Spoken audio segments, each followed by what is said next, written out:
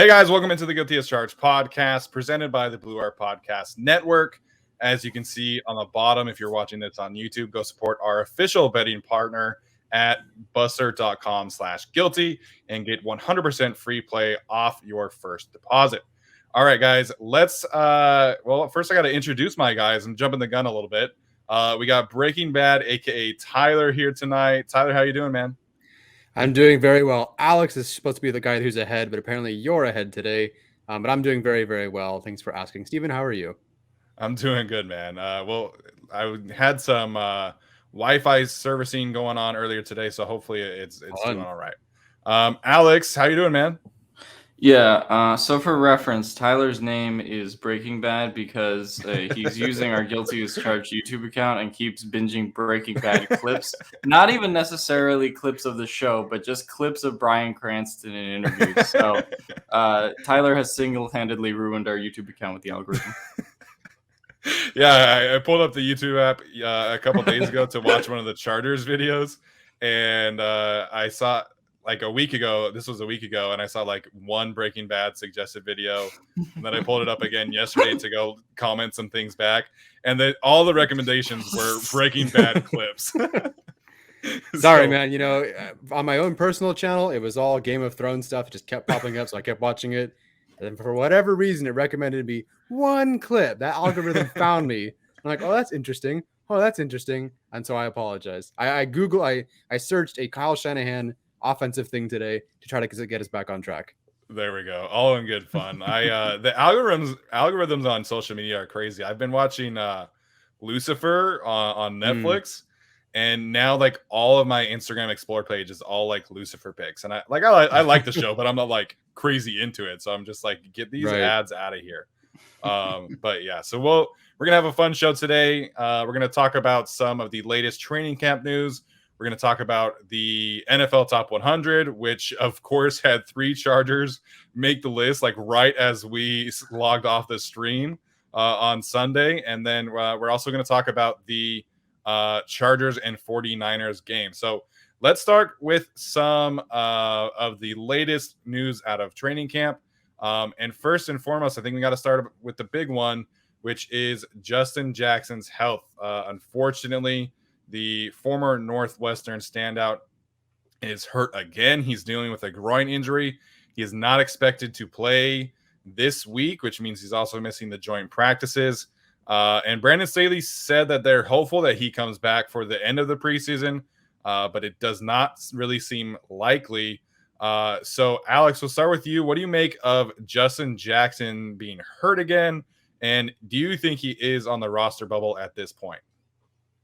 No, I don't think he's on the roster bubble at this point. I suppose, if Kelly and Roundtree put more heat on him, specifically this week against the Niners, then maybe that becomes a possibility. But to me, I think the way that they look at it is that Jackson is still head above him anyway. And I understand the best availability is, or the best ability is availability kind of, mantra, considering the Chargers injuries the last few years. But like, I still don't feel comfortable with the idea of cutting Jackson, despite Roundtree having a good game last week, despite, Kelly, sort of improving in sort of these short yardage situations. I think you've seen some movement there, but not enough for either of those guys to be RB2 yet. As it pertains to the question that's on our screen right now, is Justin Jackson on the roster bubble? No, I don't think so. At the end of the day, he is still there outside of Eckler, their primary receiving back. And look, Josh Kelly did a lot of good things at the scrimmage to improve and showed that he could be sort of a receiving back. But that's a lot of stuff out of the backfield, your screen pass, a swing pass or whatever. Justin Jackson lines up in the slot. He runs the wheel route. He ran the angle route in the preseason game. And the other guys just aren't doing that. So I don't think he's in any danger. But, considering this, it is so unfortunate. Like, you just want to root for this guy. The talent is there, not as a primary back, but as a really solid RB2, or at least a pass catching back. The talent is there, but he just can't stay healthy. It's so frustrating because that's all he had to do to secure this RB2 spot. No problem. They handed it to him. He even tested positive for COVID, and they still handed it to him when he came back. And they'll probably still hand him the RB2 job when he comes back, but now you can't rely on him. So the biggest question to me is, do you keep 4 running backs now, which You guys have said, yeah, they're probably going to keep 4 running backs, and I've said no, they're only going to keep 3. But considering Austin Eckler doesn't really have a great health track record, even though he's pretty solid, and then Justin Jackson is obviously a complete liability as a health risk. You probably got to keep 4 at this point, unless you absolutely think that Joshua Kelly or Larry Roundtree are no good. But I think you still have to keep 4 guys at this point, which I think is a giant waste. But I need to see more pass catching stuff from Roundtree and from Kelly before I say that Jackson should be cut, because those 2 guys just don't have that yet. Yeah, it really sucks that he's hurt again, because when he's been on the field, he's so efficient. And, whether that was the Denver game last year or the Pittsburgh game in 2018, like we've seen these flashes of greatness from Justin Jackson, and it sucks. Like a part of me thinks like it's all the carries that he took at Northwestern and just that weekly beating in the Big Ten, and it's finally catching up with him. But I don't know what it is, man, whether it's getting on the COVID list and now the groin injury. The dude just frankly cannot stay healthy. I don't think he's on the roster bubble, because like he is clearly the second best running back on the roster, but I think his touches and his role are in danger, if that makes sense. Like I think you've got to keep him on the roster and see how healthy he can be and how effective he can be. But I think for him to be on the roster bubble, Joshua Kelly would have to really take a big step forward as a pass catcher. And he's definitely improved. We heard from Daniel Popper that he has taken big steps as a pass protector, which is great for him and great for special teams. Had a great hit on Kenneth Murray, who came on a blitz yesterday in practice, according to everybody. So he is improving, but like we would need to see like a big leap forward from Joshua Kelly for me to be like, okay, I'm ready to move on from Justin Jackson. And at that point, he would just not be worth the risk. But right now, as it stands, like he's still the second best, or at least second most talented, I guess we should say, running back on the roster. And I would also just say that when it comes to Joshua Kelly, like we thought for a brief moment that we saw that last year. Like right after that Bengals game, we were like, all right, here he comes for RB2. And then that fell apart. So that's why, a lot of people maybe in the YouTube comments or the reaction will be like, oh, you guys like Justin Jackson too much, or he's injured. It's like, well, it's not that we really want to keep Justin Jackson there. It's that nobody's pushed him, right? Yeah. Someone could have pushed him last year, being Joshua Kelly or Larry Roundtree or Joshua Kelly this preseason. So that's kind of the reality, is that it's his job until someone pushes him out of it, combined with his health. So that's just the reality, in my opinion. Yeah. I'm curious how long they're going to keep him out for, because everything they've done with these injured players is be extra cautious. Make sure you can get there to week 1. They held out. Well, I don't know if this is intentional, but Mark Webb was out for a pretty good long while. But as soon as he comes back, he's healthy and making interceptions. So, I don't know. Obviously, they're going to skip Justin Jackson this week. If they skip him, and they don't put him in the game next week too, I don't know how to feel about that, because they are being so cautious. And Jackson has nothing really left to prove at this point. He just needs to make it to week 1 and play during the season. Like, he is their RB2 when healthy, and they know that, and they know what his role is. I don't think there's more really to learn from him or for him. So I wouldn't be surprised if they shut him down the whole way. And while that may look like a health concern, and it is a health concern, it's not maybe as significant as it might seem if like Anthony Lynn held him out for 3 weeks, because then we know it's like, oh, it could be bad. It could be even worse. Whereas for this coaching staff, I think it's just more precautionary. So I'd be curious to see how long they hold him out for. Yeah, and that's the other thing we can talk about too, is like we've seen a lot of NFL coaches, specifically Anthony Lynn, like kind of lie to us about injuries. For the most part, Matt Nagy, or not Matt Nagy, Jim Nagy? No, Matt Nagy in Chicago. Yes. He's catching some fire for, what he's been saying about Tevin Jenkins and that injury and all the other injuries in Chicago. So it doesn't seem like this current coaching staff has lied to us at this point about any injuries. For the most part, it's been, hey, we're just being safe, we're being precautious, we're managing his workload or whatever. So right now it seems like they are preparing to have him, Justin Jackson, that is, for the regular season. But yeah, I think we're all in agreement that Joshua Kelly and Larry Roundtree would have to, make some significant leap forward in the next couple of weeks for us to move on from Justin Jackson. The other big injury that we have to talk about, unfortunately, is Mike Williams. who is being held out with a hip flexor, another player who simply just does not seem to ever be fully healthy, which he hasn't missed a ton of games like Justin Jackson has, but it seems like Mike Williams is always dealing with some kind of smaller injury. He is not going to play this week either. Brandon Staley, to my knowledge, didn't really give a timetable for the hip flexor, but he's another player that they are going to be very careful with for the next couple weeks.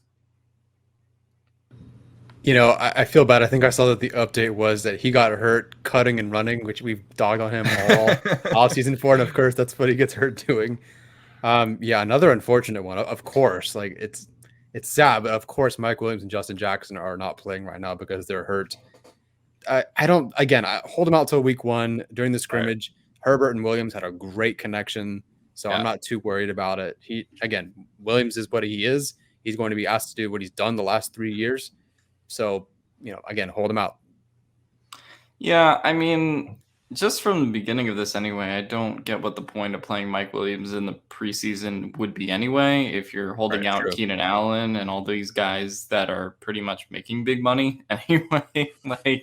So, you know, it's not a Justin Jackson situation where it's like, oh, well, if we don't like what this guy is showing us combined with his health, we can cut him.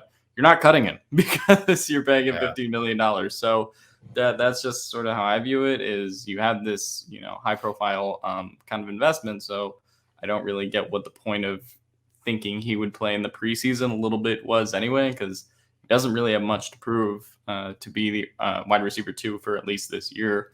Obviously, you have people like Joshua Palmer, Tyron Johnson, who maybe can make a move for that next year. But Mike Williams' spot and, you know, his role on this team was always pretty well defined. Yeah, absolutely. You know, I hope that he's able to get healthy, and I think he will be. I mean, like, we didn't think that he was going to play in Cincinnati last year because of his shoulder injury, and then the day of, you know, there's Mike Williams playing and active, and I think he had like 10 targets that first week too. So, you know, we are, you know, have been very critical of Mike Williams, but I do always appreciate how he's willing to tough it out and play through injuries. I kind of look at this as a blessing, though, in terms of, you know, player evaluation, because now you're getting more reps with the first team offense for Josh Palmer and for Jason Moore, who's been stepping up. You know, everybody's kind of elevated a spot, so you're getting better looks out of these other players who are on the roster bubble, at least for, you know, Jason Moore, KJ Hill. And you're also seeing, you know, the relationship between Justin Herbert and Jalen Guyton and Tyron Johnson and Josh Palmer grow a little bit more. And so, of course, I would love to see Williams out there and healthy, but at the same time, like, you're getting, you know, more work out of players at the end of the rotation who are, you know, getting the opportunity to prove what they have as well.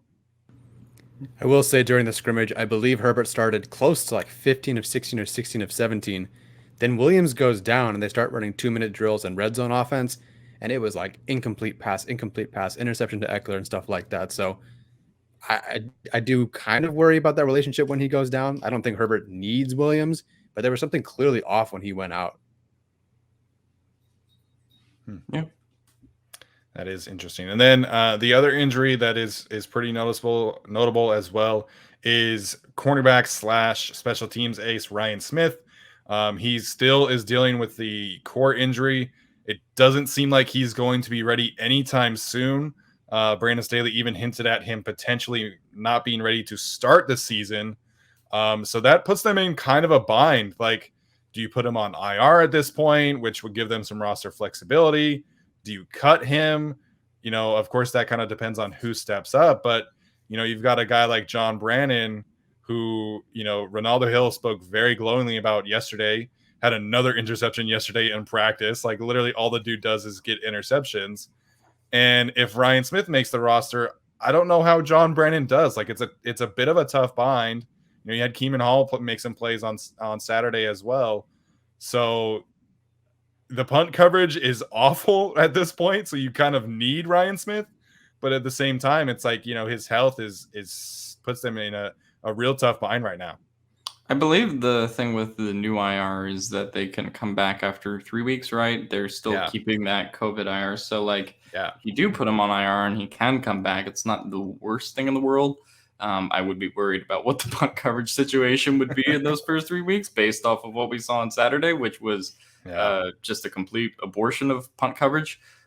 So that wasn't fun to watch. But I do think you ultimately have to keep him. And this goes back to like, I kind of disagree with the fact that Anthony Lynn lied about injuries. I mean, there's just some injuries that players and training staffs try to, gut out, and a core muscle injury might be one of them, where you have Ryan Smith who's like, yeah, I can get back on the field. I can get back on the field until he may not be able to, right? And then that comes potentially IR, potentially something like that, right? So that's just kind of how football works. It's not like basketball where it's like, hey, you can play or you can't. Like, guys just try to gut it out through everything. So, I feel like that kind of is the Ryan Smith situation at this point. I don't know if he'll ever, need surgery for this core muscle injury, but that tends to be how these things go, where they just kind of try to, feel it out first before there really is any kind of clarification. So I think it is a dodgy situation, but I do think you ultimately have to keep him, whether that means keeping him on the roster week 1 and he's ready to play, or stashing him on the IR for 3 weeks.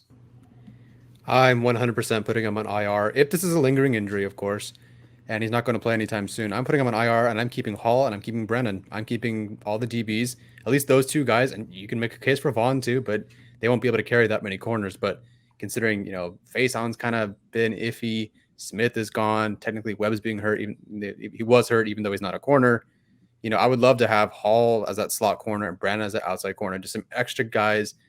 And, if you like them and they play really well during the regular season, during those 3 weeks, you use them. And if Smith doesn't, if he gets cut, or I don't know how that works with his short and relatively cheap deal, but I'm keeping those other 2 guys because I can't pick right now which one I would cut. The slot corner, who was a great blitzer, tackler, who had a special teams, forced fumble and was great in coverage, or the outside boundary corner, which the Chargers need, who was also amazing in coverage and had interception. Yeah. Who do you cut? You can't. So I would put Smith on IR and let those 2 corners stay on the roster and duke it out in the regular season.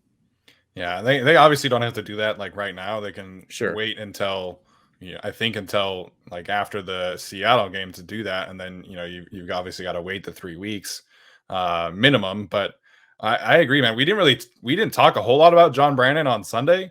That interception, after watching it, like, that is some high level football awareness, football IQ, whatever you want to call it.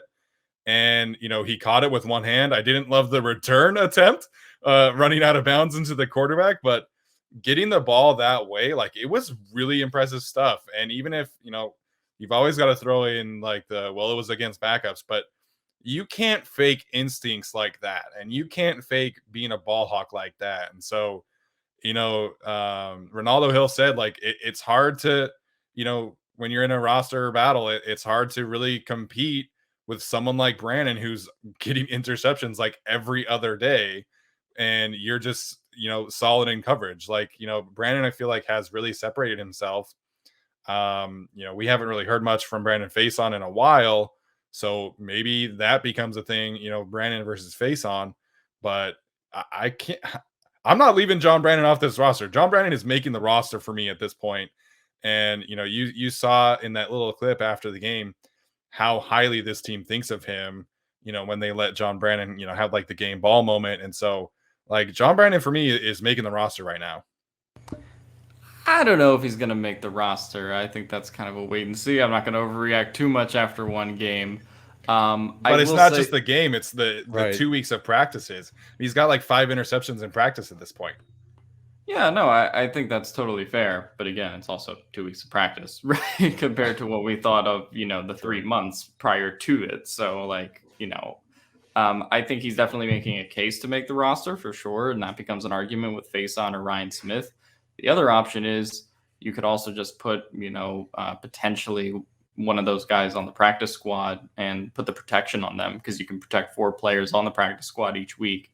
That's a possibility as well, while Ryan Smith might be either on IR or you can keep him on the active roster. So if he doesn't play week 1, he can come back week 2.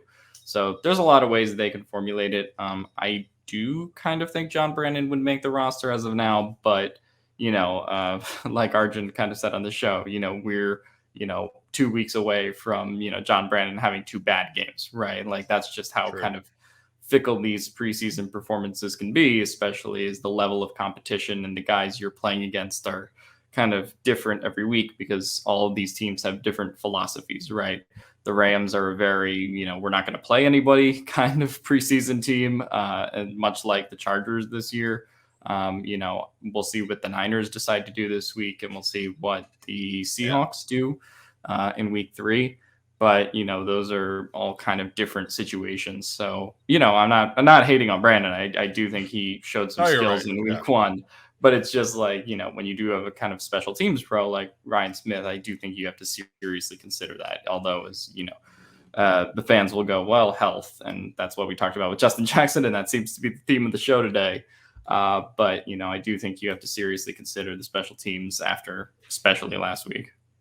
So jog my memory for me. What are the practice squad protection rules? Do they have a certain number of times they can protect that one player? I'm not sure exactly. I think it's each week you get 4 protected. Yeah, 4 protected, but I don't think you can only use it once on a player or something. I think you can use it as many times as you want. It's just that you would be leaving the other 12 players out in terms of a team being able to pick them up. Okay. Because originally I thought you should keep him on the roster because you don't want someone to steal from the practice squad. But if you can protect him for 17 weeks, then just do that, I guess. But I still think he makes the roster at this point. I think it's so important to have those instincts. We saw it with the Rams when I forget who that corner was that picked off whoever it was for that pick 6. But listen, the Chargers beat the Jets by 6 points last season. They might not have won if Devon Campbell did not pick off that pass for a pick 6.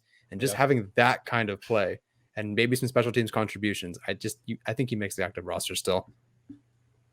Yeah, so definitely something to keep an eye on. We'll see. I'm really excited to see how this secondary does, in particular this week against the Niners in joint practices. That's going to be a lot of fun because there definitely is a lot of overlap in terms of the scheme that the Niners are running and the scheme that the Chargers are running. So that's going to be a lot of fun. Other little notes: Donald Parham did leave practice yesterday with a back injury. We have not gotten an update. Apparently he was walking around fine after practice, but based off of everything else that this team has been doing, it seems probable that they hold Parham out for a couple days unless it was just got the wind knocked out of him things. So we'll definitely keep an eye on that. Trey Pipkins has not been practicing the last couple days. I know some people are already crowning Brendan Hymus the next left tackle or backup left tackle, which is definitely possible. Rashawn Slater did not practice either the last couple days, but Brandon Sadie said that he should be fine and back at practice tomorrow for the Niners stuff. So I'm very high on Brendan Hymus, and I love that he's able to get this work at left tackle and kind of be that Swiss Army knife. One of the reasons that I wanted them to draft someone like Elijah Vera Tucker was because I just wanted a gamer. Like I wanted someone that could come in and play multiple positions and not, have any kind of drop off. So Brendan Hymus has been getting a lot of love the last couple days. Joe Lombardi said that his arrow is definitely pointing up, which shout out to all of you that responded to my tweet, being real mature about it. But was that me? Yeah, it definitely was you, and it definitely was a few other people. But it's obviously great news that Brendan Hymus is being as advertised and being able to play left guard, left tackle, right tackle, and the Chargers have needed someone like that, and it's great that they're getting that out of a rookie already. I don't remember the last time the Chargers had a swing lineman who could literally just play whatever they need him to. And look, again, if you're trying to think of keeping Brandon somehow or Hall somehow, cut one of those backup tackles and keep Hymus. If he shows out and he looks good at left tackle, why not? I mean, Quessenberry, I know he's your backup center. And of course, if Lindsley goes down, you have to put Quessenberry at center, but he can kind of back up the interior. If you got Norton, let's say, and Hymus is your other tackle too, / guard, I feel good about that. And I'd rather keep Brandon on the roster than Pipkins right now. Yeah. I mean, they're not going to cut Pipkins because they're too stubborn to do it. But that's it's a legacy thing for Telesco. That reality. Yeah, I mean, I don't even know if it's a legacy thing, but Telesco is going to be like, well, by the end of it, he's not going to re-sign Pipkins, but it'll be like, well, I got 4 years out of him. So at the end of the day, you can't say I was wrong. But Yes, we can. I just don't. Yeah, I of will. course we can. Yeah. But so it's just tough to kind of watch Pipkins at this point. Like clearly, Yeah. when the team is moving in another direction, to whether it's obviously Rashawn Slater, who they drafted, and obviously Brian Balaga is here. Plus, you could have Hymas maybe sub in for him next season, or you can sign some other kind of right tackle. Like it's just very clear at this point that he's not the future. So what's the point of keeping him as a depth reason when he's not good at being depth against depth guys in the preseason? I would prefer Pipkins get cut over Norton, but I just don't have any confidence in Tom Telesco at that point to make that decision. Well, the thing really like about the backup swing tackle is I feel like you've got to keep Pipkins and Norton and hope that Brian Balaga is able to play long enough into the season that Pipkins and Norton can keep developing. Like, I don't feel like either of them have really separated themselves. Like, I think Norton makes fewer mistakes, but there are like little bits and pieces of where Pipkins plays really, really well.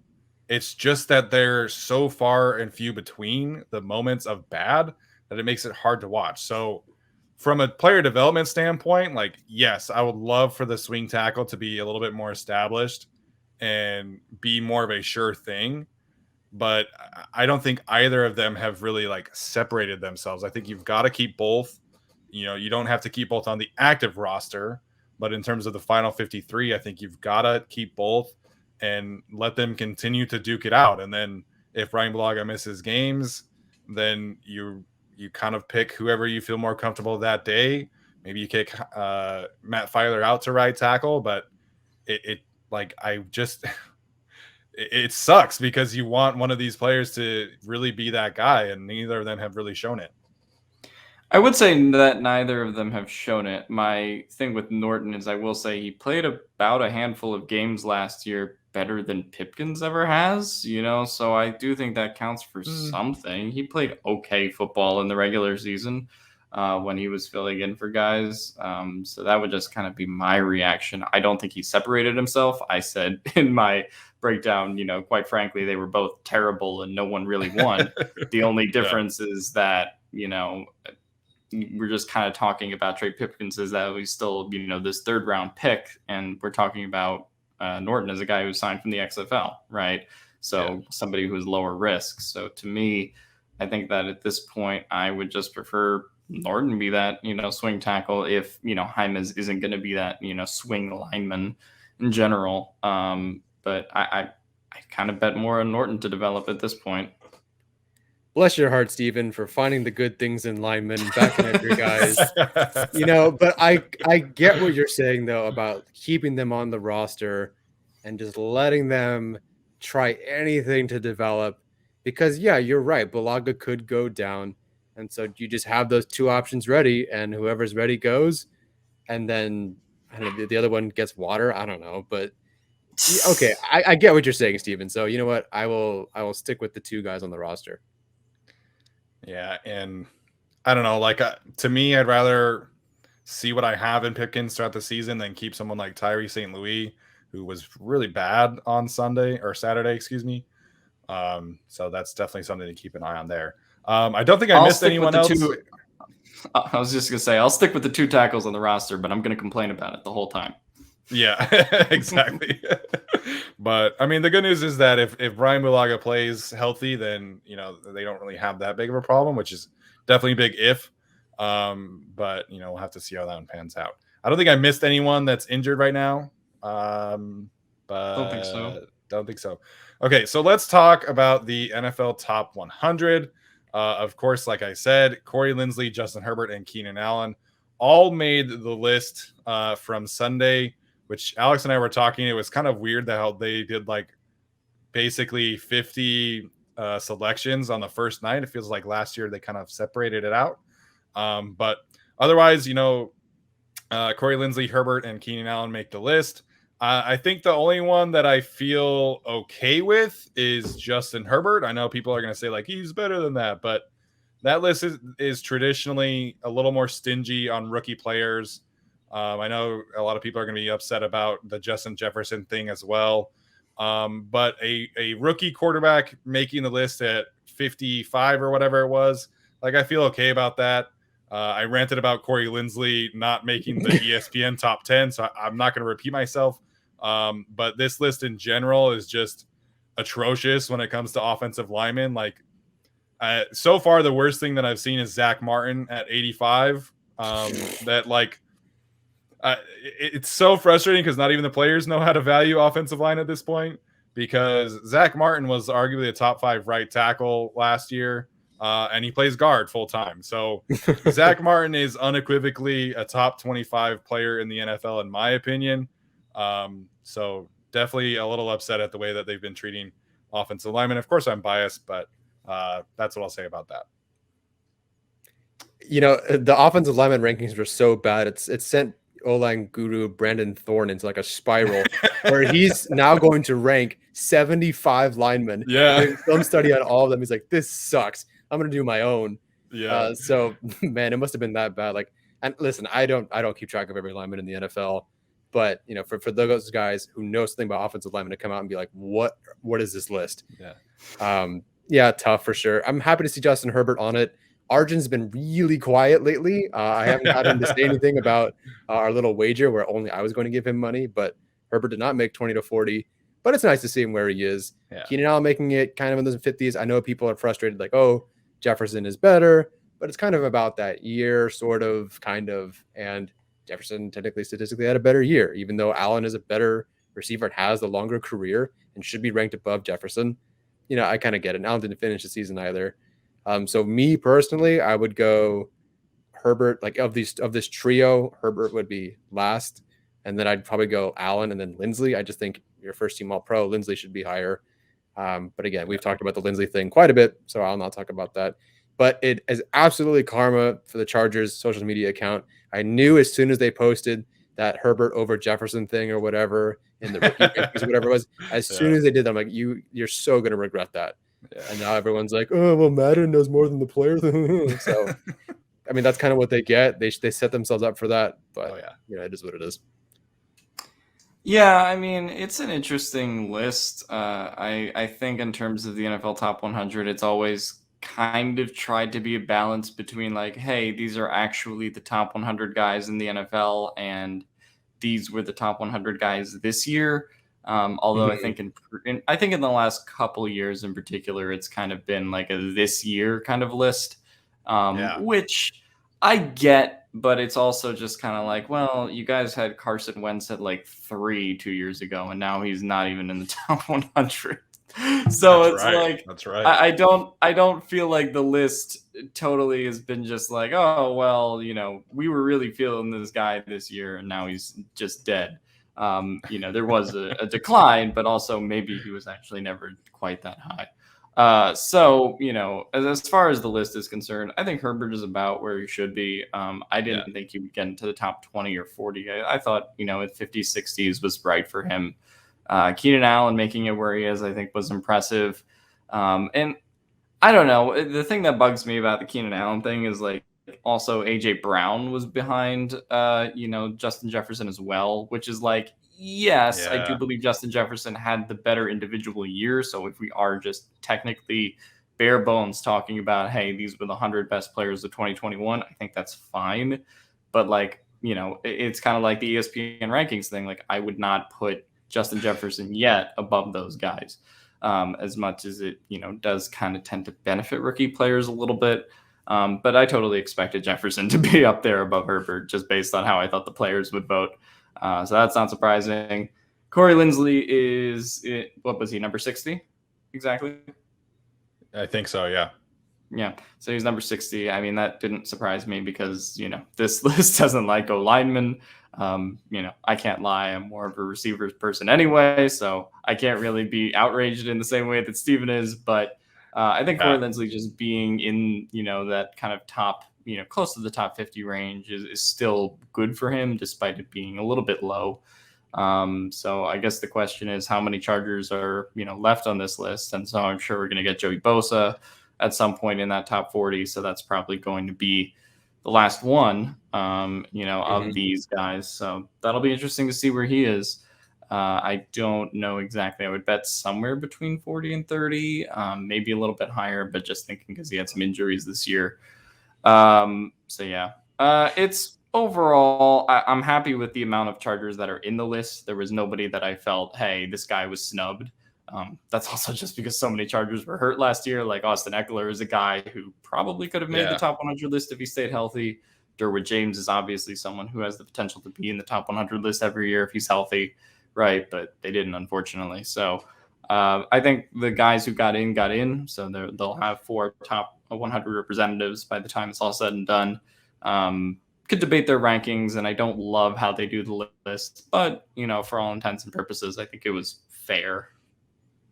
Yeah, just the last thing I'll say about the offensive line, like I think most people that pay attention to it, like probably have Zach Martin as like a top 3 or 4 interior offensive lineman, and most of them would have Trent Williams as a top 2 or 3 left tackle, and neither of those were within the top 50. Like it's just it's so, like, I understand that you look at the stats and like all these receivers and the quarterbacks, but you're gonna sit here and tell me that the second, arguably a top 2 or 3 interior offensive lineman is the 85th best player in the NFL, and the top 1 or 2 left tackle is like number 53 or whatever. So like I get it, like the receivers and the quarterbacks are definitely flashier, but I would just hope that like the players who sit there and are in meetings and all this stuff like would place a little more value on the offensive line. But I get it. It's just a little frustrating. I do think it's funny that you mentioned Brandon Thorne doing his top 75 offensive lineman list, because it reminds me of when Chris Sims dissed Blake Bortles a couple of years ago, and he did a top 70 quarterbacks better than Blake Bortles list, where he read one of them a day on the Dan Le Batard show. So I thought that was funny. But yeah, these lists are just stupid. A rare W for Chris Sims for sure. In terms of Joey Bosa, I think he could maybe sneak into the 20s. I think he's got enough respect around the league at this point for his ability as a technical pass rusher that he could maybe sneak into the 20s. If he were higher, it wouldn't surprise me. He's another Brandon Thorne guy. I think Thorne has consistently said that he's at least the second best pass rusher in the league. So if he gets higher, great, I'll be very happy. But I would say low 30s, high 20s for Joey Bosa. Which rookie has the best chance of making it next year? Which rookie? Slater for sure.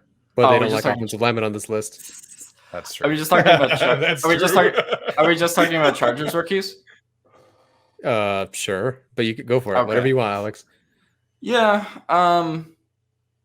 No, I think it is Slater. I mean, out of this kind of group, just based on the trajectory that he's on, and also like Samuel could be there, but I do think he'll have some growing pains. And I don't think once you get to like Josh Palmer and those guys, Josh Palmer is probably not going to have big enough of a role to be, be higher than wide receiver 3, at least at this point. So that kind of eliminates you from the top 100 list unless you're, on like some kind of super team. Other than Slater, I don't see many of them having a real chance, but like Steven said, it's going to be interesting to see because the list traditionally doesn't love rookies, but they also showed a lot of love to Justin Jefferson and Justin Herbert. So who knows? Yeah, I think Chase Young was in the 50s too. So, I mean, if Asante Samuel Jr., like I saw that clip of Eric Eager saying that his like favorite bet for defensive rookie of the year was Asante. Like if Asante Samuel Jr. is the defensive rookie of the year, like then he'll make it. Yeah, I understand like the value of that specific bet, but I think Asante is going to have a very good year. I don't know if he is going to have a rookie of the year kind of season. He certainly could, but I think for all intents and purposes, like we know that Rashawn Slater is going to start. We know that he's going to have a big role, even if Asante Samuel Jr. is like your third corner. Like he's not technically going to be on the field for 100% of the snaps. So the odds are definitely in Slater's favor there. But again, this list hates offensive linemen, so I don't know. I feel like it's just. I was just gonna say. I feel like it's just very hard for cornerbacks to win Rookie of the Year. Like I think it's only happened like 2 times in the last 30 years or something. But yeah, with Asante Samuel, I feel like he would just have to have like a very Casey Hayward kind of season, or Casey Hayward season from a couple of years ago, where he just led the league in interceptions, right? Because that's the stat that everybody will pay attention to, regardless of how good your coverage grade is and all that. Like that's why all these, edge players and guys on the line tend to get all these Defensive Rookie of the Year awards. I mean, most of the time. So I think it'll just be really hard. Plus, I do think Samuel will have moments where it's just like, okay, he's getting a little bit picked on in this game. Like, I don't think he's going to totally outrun that in his rookie year, which is something that I think he would need to do if he really was going to win Defensive Rookie of the Year. But I still do think he'll obviously have a very good year. So Wirfs was a first-team All-Pro on a Super Bowl winning team, and he was 89th. So I don't know. That's the ceiling for Slater. That's pretty tough. Yeah. Yeah. Man, Wirfs was so good though. But that's tough. That is definitely tough. I guess in a world where like if Mike Williams like misses a ton of time, then like maybe Josh Palmer could put up enough numbers, but like that's really the only thing. Like if someone other than someone getting injured that's in front of him, like I don't think Palmer would put up enough numbers. No. But yeah, I saw something like before the list came out that the Chargers were going to have 5 Chargers, and then like I was like, oh, maybe like Derwin sneaks in there like at like 97 or something, but obviously not. So all right, any other thoughts on the top 100 before we get to the Chargers 49ers preview? Oh. All right, so before we get to the preview for this weekend's game against the 49ers, we do have an interview with a Raiders podcaster, Kenny King, who is a part of the Blue Wire Podcast Network as well, and covers the Raiders for Just Blog Baby. So I had a good conversation with him about the Raiders and talked about Gus Bradley and Max Crosby and everything, related to the Las Vegas Raiders. So as always, the video version is going to be in a separate video, and the audio version is going to happen right now. All right, let's talk about the Chargers and 49ers. We're going to mention here as well that our official betting partner, Busser, has the 49ers listed as a 5.5 favorite. So, Alex, what do you make of those odds, and what do you make of the money line on Busser as well for this game? Now, personally, I would not bet on a preseason game, but you at home should bet on it with our promo code NFL100FP at booster.com/guilty. But yeah, 5.5 is an interesting line. I guess they're sort of banking on the fact that the Niners might play more of their starters, whereas the Chargers have basically just said everybody's out from the beginning. I do think there's also a little bit of Trey Lance hype, obviously, involved in that line from his 80-yard throw that he had in week 1 of the preseason. So it'll be interesting to see, how that game kind of plays out. As far as money lines in the preseason, it's hard to say because they're really just evaluating, who they think will play, who they think won't play. So that's just sort of the bet. And the Chargers have already basically said Justin Herbert's not playing the entire preseason, which it's pretty hard to be a betting favorite when your starting quarterback isn't really playing. So that's the one way that preseason odds tend to be different from regular season odds. But, I guess I would take plus 5.5 on this Chargers line, given the performance that they just showed us. And the fact that Trey Lance did have a really good throw, but, through the rest of the game, he wasn't that great. He was 4 of 13 the rest of the game, aside from that throw.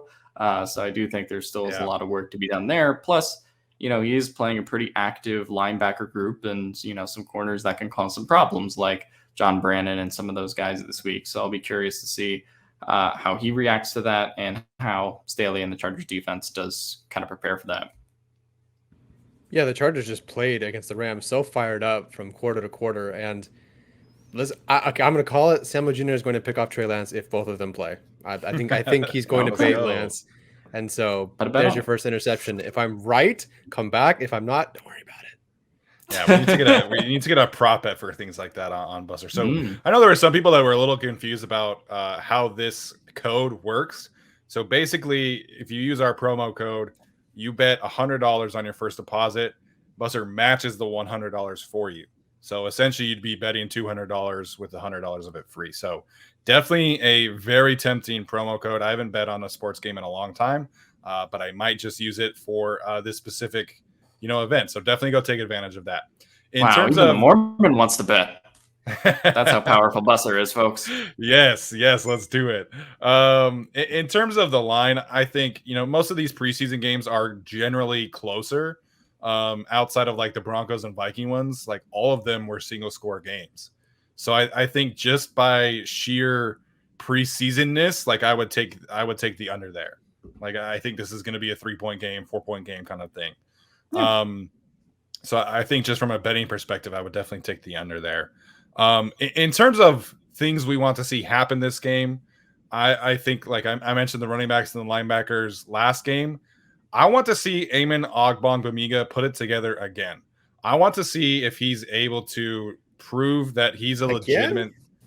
Like I want to see him prove it, man. Like if he really is going to make a roster push, he's got to be more than a week 2 of the preseason wonder. Like he's got to do it for multiple weeks. And by week 2, I mean like the last week, not this week. So he's got to be able to put some games together and, really prove that he's a player. And it looks like everything's going well in practice, but he's the number 1 player to watch for me this weekend. I'd like to see Amen Ogbongbemiga be a little bit better in pass coverage. Right. So I do think he was good, particularly in the second half against the Rams, where he was just kind of wreaking havoc in the backfield a little bit, and definitely showed he can stop the run. Made that great play with Forrest Merrill, I think in the third quarter. So that was kind of fun to watch.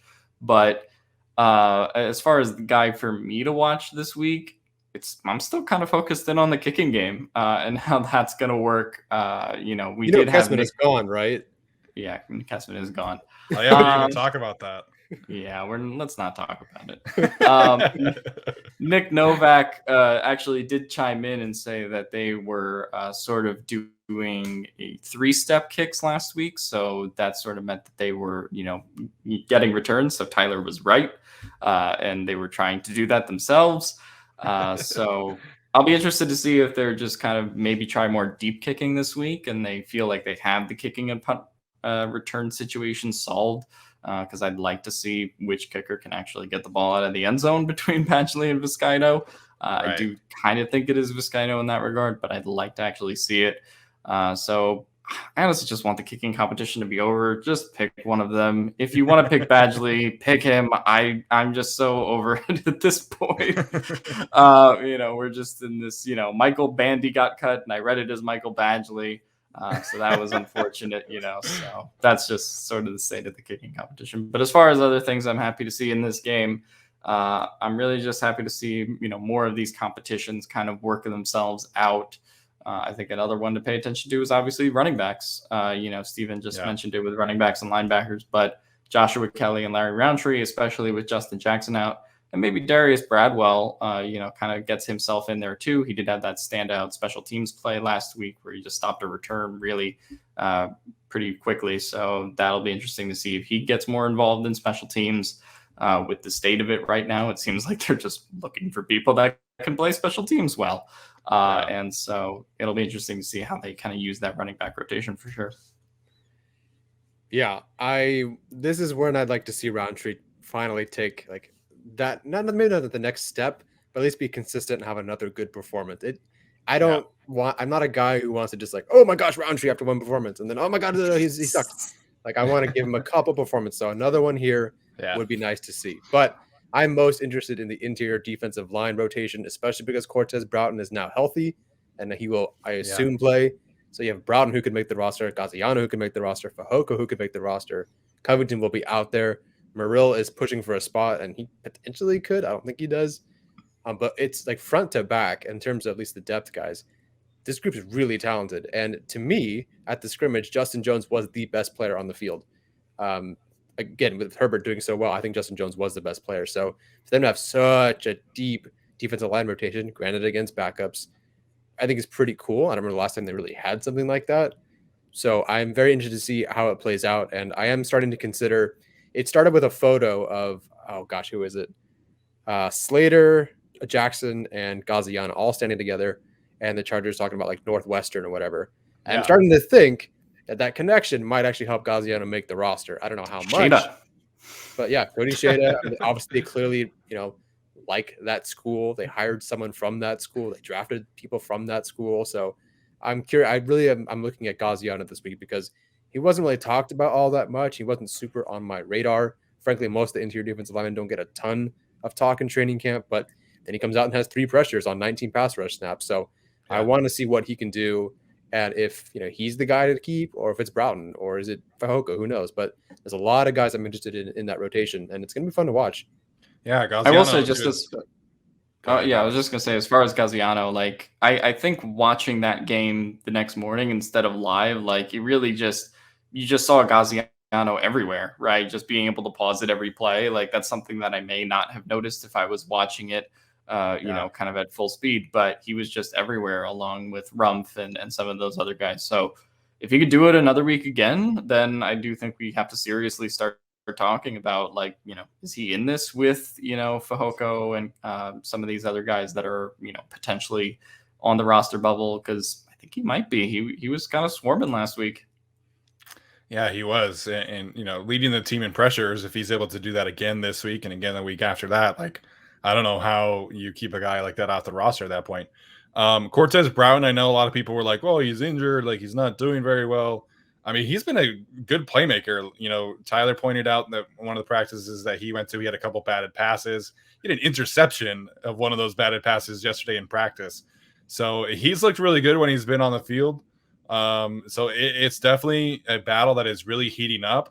And it's kind of like a pick your poison, because I feel like Fehoko and Merrill are really good against the run. Merrill had a great tackle for loss in the red zone against the Rams. And so if that's kind of your focus in terms of like the backup interior defensive lineman, you want that run stuffer, then you can go with those guys, because if you're looking at this, like, well, I have Jones and Tillery who are my pass rushers, and then, Linval who can do a bunch of everything, and then Covington is a tank. And so if you want another run stuffer, you might as well go with one of those guys. But, it's definitely a more heated position battle. I think the biggest thing right now for any of these guys is just consistency. And like that goes for John Brandon, who we talked about earlier. If you're on the roster bubble, the best way to make the roster is be consistent. And so whether you're Eamon or Larry Roundtree, like, you just got to put some good performances together. And, I think that another person that goes for now too is Jason Moore. I think he had a couple of really nice plays in the Rams game. He's been getting some work with the first team offense, like I mentioned. And I would like to see him become kind of that go-to receiver for Chase Daniel in the next couple of weeks. Obviously, Josh Palmer had a very good game, but we kind of know what to expect from him. So I'm looking for Jason Moore to, become that go-to target for Chase Daniel and potentially lead this team in receiving over the next couple of weeks. Another thing I want to pay attention to is, because they have a quarterback in Trey Lance, I don't recall who's behind Garoppolo. He's not playing, I don't think. Garoppolo is the starter. Lance is second. And then they just released Josh Rosen. So I think, what's his name? Sudfield is the third quarterback. But I guess Garoppolo will have to play then? Or I actually don't know who he's playing or not. Okay, so then I'm interested to see if Trey Lance plays, and because he's obviously a quarterback who can run the ball, I'm curious what Staley does with a quarterback who can run the ball. And I mean, do you say a quarterback spy? Because, okay, with the starting linebackers like Kaiser White, Drew Tranquil, they pretty much have that covered. But I'm curious. I want to see what they do with that, because that was an Achilles heel for the Chargers. So I'm curious if Staley, he doesn't have to bring out the bag of tricks, but I'm curious how he handles a quarterback who clearly is very good at running the football. Correction, Jimmy G did actually play that first series against the Chiefs last week. He just did the one? Yeah, he did the one. He had 3 passes for 26 yards on the first drive. And then Trey Lance, I believe, came in until halftime. And then I think that's when that started. But so Jimmy G probably will end up starting this game unless they've decided that they've seen enough from him But seems like it is kind of a competition now, as much as Kyle Shanahan keeps, indicating that Jimmy is the starter. But we'll see kind of how that works. So I actually do think he will play against the Chargers probably for at least the first drive. I'll actually look it up and you guys can keep talking who the rest of the 49ers quarterbacks are. Oh, it's just those two and then Nate Sudfeld, the former Eagles backup. Because they had Josh Rosen and then they just released him. Apparently Rosen's just going to try to stick it on another roster, but I mean, that guy's just kind of done. I know a lot of people are curious, and we are as well, in terms of who plays and who doesn't. Brandon Staley said that guys like Matt Filer and Ode Ibuchi were not playing because he wanted them to have like fair matchups. So I don't know what the 49ers are planning for playing like defensive line starters or offensive line starters for Jerry Tillery and Justin Jones. So that's definitely something to keep an eye on. I know like Bruce Arians said that he's not playing starters this week, but he's going to play starters the following week. So it seems like some teams are kind of deeming this week as like that last, okay, this is the backups week, and then next week is kind of the tune-up for the starters. But it's definitely, a lot of teams are kind of doing their own thing. So we'll have to wait and see what the Niners do, and then obviously what the Chargers decide to do after that. Yeah. Any update, Alex? Oh, no. Yeah, you were right. It is Sudfeld as the third quarterback there, which I guess they just, kind of traded Sudfeld for Mullins. Is that what happened? I don't know. But that's sort of what they did. But yeah, it looks like we'll see Jimmy G for one series and then, have the Trey Lance show a little bit. I would imagine we'll see a lot of Trey Lance because I think Sudfeld and Rosen both played in the last game, and now Rosen's gone. So I assume that Lance will probably play well past halftime, depending on how much Jimmy G plays, if they give him a couple more series than last week. So that's definitely something to keep an eye on. Tyler is going to be at practice at least tomorrow, right? No, because I forgot it's the 1:00 games, and I have a mandatory training course from 1 to 5. So I think they're back at 9 tomorrow. Well, either way, I'm imaging cells tomorrow, so I can't. Okay. Well, I know that there were some people who like went to practice at like 9 a.m. this week and then forgot to check that they switched it to 2 p.m. So if that happened to you, I feel very bad for you. But yeah, so 9 a.m. tomorrow, 9 a.m. on Friday. And then they have Saturday off, and then Sunday will be the game, which I think is at 7 Eastern on NFL Network, if I'm not mistaken. Is it 7 Eastern? I don't know exactly what it is. I get the time zones confused because is it 4:30 Pacific? Is it 4:30 Eastern? I don't know. Yeah, it's 4:30 Pacific. 4:30 Pacific. Yep. Okay, so then that's what I was looking at. Yeah. Who are you taking to this game, Tyler? My dad. Nice. So we're both gonna go. It's our tickets. Let's do it. There you go. Is he planning to go to any Vegas games? Any Raiders games? No, it'd be nice, but they're so expensive. Like whatever SoFi's game prices are, the Raiders tickets are ridiculously expensive. So probably not. That's like a future. Tyler wins the lotto twice and then gets a Christmas present. Like maybe. Yeah. Well, I mean, there's always like that. Though. Yeah, you got the dog. Yeah, so you already got the dog. So you let me pushing it for the Raiders game. I know. It feels like in general, like tickets are kind of crazy this year.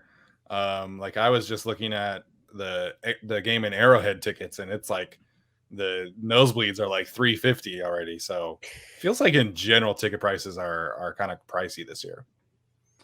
Yeah, I mean, people want to go back to games, and last year was even crazier. If you wanted to go to a game to a team that was selling them, because you had to buy 4 tickets.